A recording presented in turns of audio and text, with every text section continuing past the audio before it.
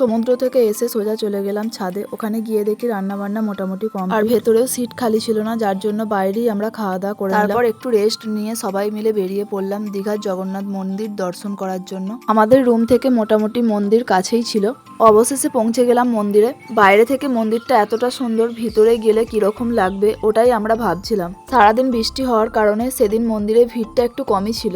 তারপর চলে গেলাম মন্দিরের ভেতরে। মন্দিরের ভেতরে প্রবেশ করে খুবই ভালো লাগছিল, ওয়েদারটাও বেশ সেদিনের ভালোই ছিল।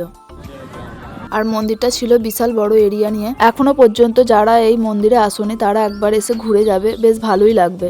আর মন্দিরের ভেতরে এসে শুনলাম যে জগন্নাথ দেবকে দর্শন করা যাবে না, কারণ সামনে ছিল সামনে, তার জন্য মেন মন্দির বন্ধ ছিল। কথাটা শুনে মনটা একটু খারাপ লাগলো যে এত দূর থেকে এসে জগন্নাথ দেবকে দর্শন করতে পারবো না, কিন্তু কিছু করারও ছিল না। মন্দির থেকে যখন বিচের ধারে এসে পৌঁছালাম তখন বাজে ঠিক 7টা থেকে 7:30। আজকে যখন সকাল 10টার সময় সমুদ্রের ধারে এসেছিলাম তখন জোয়ারের কারণে আমরা নামতে পারিনি। এখন এসে দেখি ভাটা পড়ে গেছে, যার জন্য জলটা আছে অনেক দূরেতে, তাই বাবুকে নিয়ে চলে গেলাম সমুদ্রে।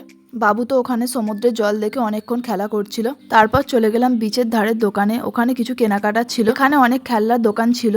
বাবু তো কি ছেড়ে কি নেবে বুঝতেই পারছিল না, যেটা দেখছে সেটাই বায়না করছে। ফাইনালি একটা টেডি পছন্দ হলো। ওখান থেকে কেনাকাটা কমপ্লিট করে আবারও চলে এলাম রুমে। আমাদের আস্তে আস্তে মোটামুটি 11টা বেজে গেছিল, যার জন্য এসে রাতের খাবারটা কমপ্লিট করে নিলাম।